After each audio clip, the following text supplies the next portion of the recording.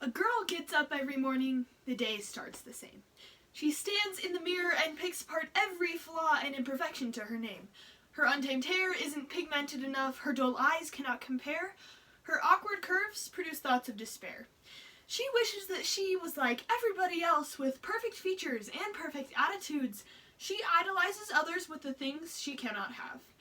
Perfect hips, luscious lips, and a place to belong, the isolation creeps in, taking over her life. She doesn't spill her secrets as she suffers in silence. She covers her scars layer by layer, the makeup piling up. This continues until she will eventually reach her breaking point. Teenagers all over the globe are suffering the same, boys and girls alike, mental illness taking over. Today we will get ready together as we talk about how standards in the modern day are causing severe issues. First, we will braid our hair as we explain the standards that society has woven into our minds. Then we will focus our attention on picking an outfit as we talk about the stigma encompassing mental illness. Third, we will stand in the mirror and watch our body dysmorphia grow worse. Finally, we will do the finishing touches on our makeup as we talk about ways to combat these issues and ways to change. Standards exist everywhere. A standard is defined as being used or accepted as average. These standards and stereotypes can be compared to air, invisible but always present. We are actively breathing them in all the time. We suffocate in the words of self-deprecating implications. As we exist among our peers, we are told that if we are not skinny enough, mature enough, if our features are not symmetrical, then we are not good enough. This pushes young boys and girls to become infatuated with fitting in and looking good. They put their all into trying to meet this criteria that has been created. Social media tells us that our lives need to be perfect all the time. If we aren't perfect, then we simply don't belong. The portrayal of people online shows that acne, stretch marks, body rolls, hip dips, double chins, and any other so-called imperfections are bad. We are expected to live up to the standards of society, to follow them to a T. All we want in the world is to look as beautiful as everyone else. This standard is what we strive for. You might call it the ideal. The age that these standards are getting important is getting increasingly younger and younger. Adolescents are a large group in the population that are particularly influenced by society. Their emotional immaturity merits a depraved sense of confidence. I remember being a kid without a care in the world. No one paid attention to how I acted or how I dressed, just that I could provide a simple moment of fun. Now, in this day and age, children are living their lives expected to be perfect. My little sister, who is only 8 years old, is already having issues with how she is perceived. She has daily panic attacks as she worries about what people will think about her hair, or if her outfit is cute enough. It's sad to see someone so young struggling with something that she shouldn't have to. Isn't childhood supposed to be that magical time where you can be yourself, judgment-free? The focus has shifted from having innocent fun to being beautiful. If these children aren't able to enjoy their own childhoods, what does that say for the course of the rest of their life? This pressure to conform with peers is an issue, and is only getting worse. Now, let's take a look at the clothes in our closet as we discuss the stigma surrounding mental illness. The popularized mindset is that mental illness shouldn't be discussed. This means that those who need help may not be able to get it because of the fear of being judged. When people are lacking a stable support system, they can turn to unhealthy coping mechanisms, such as self-harm, isolation, drugs and alcohol, and even suicide. Many people that I know have disclosed feelings of worthlessness, and that breaks my heart. When someone they know and love tells you their thoughts about, and even attempts of suicide, what are you supposed to do? How are you supposed to react? The best thing, in my opinion, is to be there for them. Let them know that you love them, that they will be missed. So many people are not getting the support they need, and that needs to change. When it's a child going unsupported, that can damage the future course of their lives. Studies have shown that about half of all mental health conditions start by the age of 14, but most cases go undetected and untreated. When these issues extend into adulthood, they can impair both the physical and mental health of the adult. A man named Jacob as a child was presenting signs of multiple mental illnesses.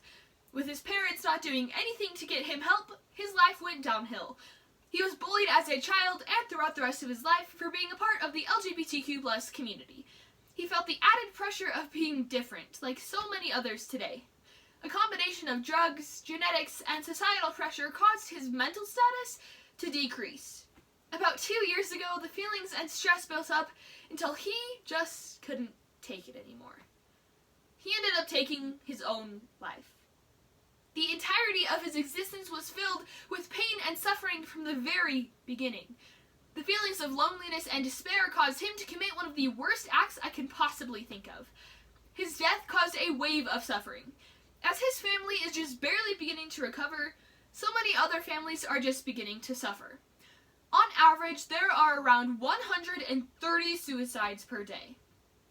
130 families losing a child, parent, sibling, or loved one, people that could still be alive, had it not been for the bad things surrounding them.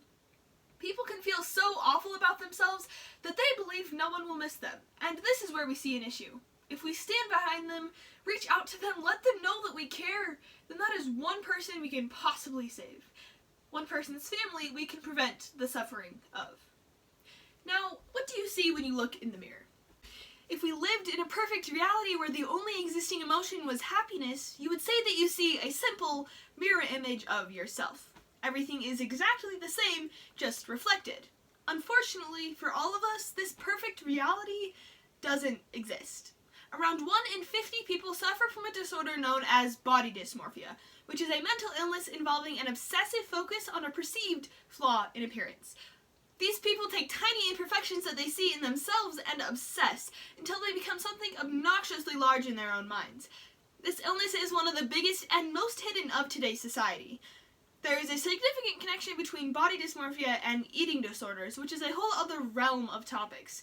For example, someone with anorexia nervosa may view themselves as majorly overweight. They view any extra skin they have on their bodies as fat. Then they take extreme measures to try to fix themselves. This is partially body dysmorphia. People perceive flaws in themselves that are, in actuality, not noticeable. I like to think of body dysmorphia as being trapped in a funhouse filled with mirrors. As you travel through the twists and the turns, the images surround you. Every reflection you see is different and majorly distorted.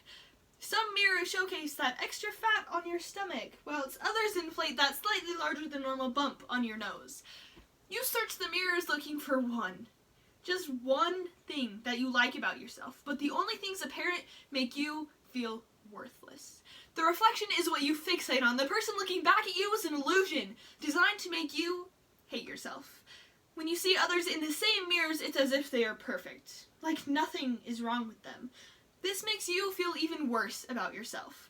There is no escaping the idea of this funhouse.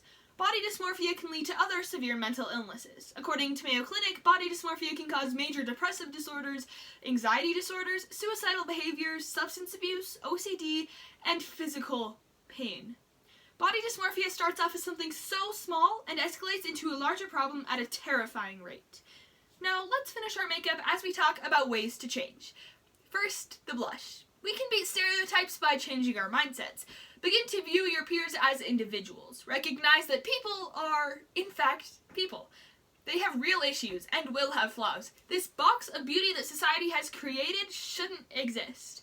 Step outside of it and you might just find a little bit of happiness. Now, our lipstick. We need to expect less perfection in ourselves as well as in others.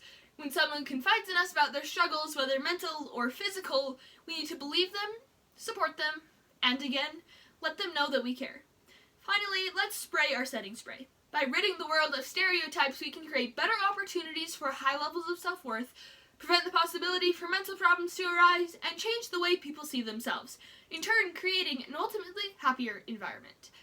Let's revisit the girl in the mirror one last time. This time, when she sees herself, she smiles. She basks in the beauty of her reflection. She has learned to understand that the person looking back at her doesn't need to be perfect. It just needs to be her.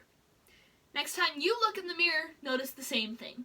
You don't have to be perfect. You just have to be yourself. Thank you.